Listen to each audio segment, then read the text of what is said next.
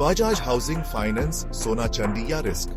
नमस्ते दोस्तों, आज हम बात कर रहे हैं बजाज हाउसिंग फाइनेंस लिमिटेड की शेयर की, जो पिछले कुछ टाइम से इन्वेस्टर्स के लिए चर्चा का विषय बना हुआ है।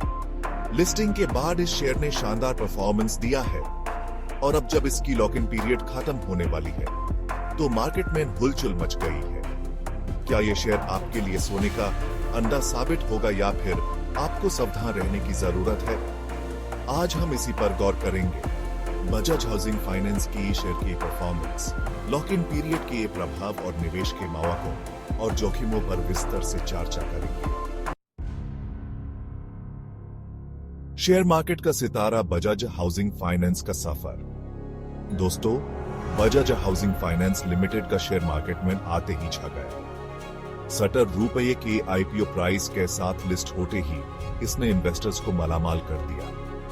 लिस्टिंग के 2 दिनों के भीतर ही इसकी कीमत में 170% का इजाफा हुआ और यह ₹188.45 के स्टार को छू गया। हालांकि मार्केट में उतार चढ़ाव तो लगा ही रहता है और हाल ही में ये शेयर ₹125 के निचले स्टार पर भी देखा गया। फिलहाल यह शेयर ₹141 के आसपास कारोबार कर रहा है, जो अपने सर्वोच्च स्टार से लगभग 25% कम है। लेकिन क्या यह गिरावट चिंता की बात है या फिर यह एक सुनहरा मौका है? यह समझने के लिए हमें कंपनी के परफॉर्मेंस और भविष्य की संभावनाओं पर गौर करना होगा। लॉक इन पीरियड, क्या होगा इसका असर? इन्वेस्टर्स के लिए सबसे बड़ी चिंता का विषय है लॉक इन पीरियड का अंत, जो 12 दिसंबर 2024 को है। इस दिन 12 करोड़ 7 लाख शेयर, जो कि कंपनी के कुल शेयरों का 2% है, मार्केट में ट्रेडिंग के लिए उपलब्ध हो जाएंगे। अब सवाल ये उठता है कि क्या ये बड़ी मात्रा में शेयर मार्केट में आने से शेयर की कीमतों पर दबाव बनेगा?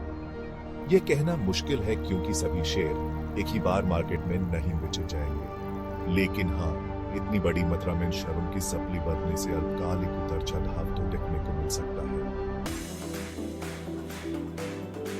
चैप्टर 3, बजाज हाउसिंग फाइनेंस का आईपीओ एक बड़ी सफलता।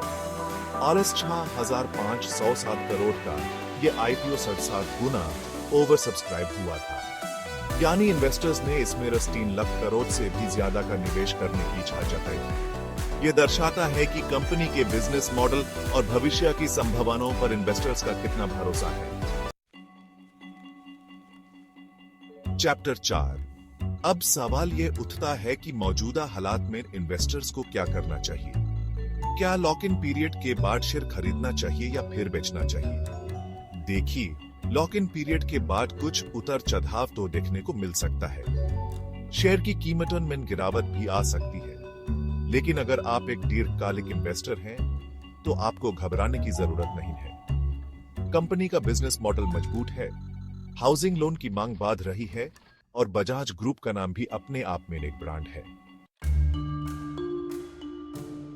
चैप्टर 5, जहां एक तरफ लॉक इन पीरियड के बाद बिकवाली का खतरा है, वहीं दूसरी तरफ यह एक सुनहरा अवसर भी साबित हो सकता है। अगर शेयर की कीमतों में गिरावट आती है, तो ये आपके लिए एक बेहतरीन एंट्री पॉइंट हो सकता है। कंपनी का मजबूत आईपीओ प्रदर्शन और इन्वेस्टर्स का भरोसा इस बात का संकेत है कि आगे चलकर ये शेयर अच्छा रिटर्न दे सकता है।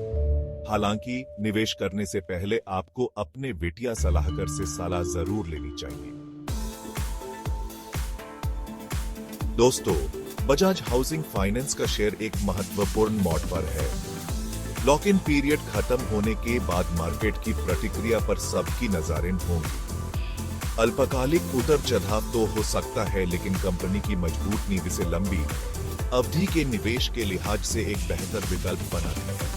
फैसला लेने से पहले अपने जोखिम उठाने की क्षमता और अपने वित्तीय सलाहकार से सलाह जरूर करें।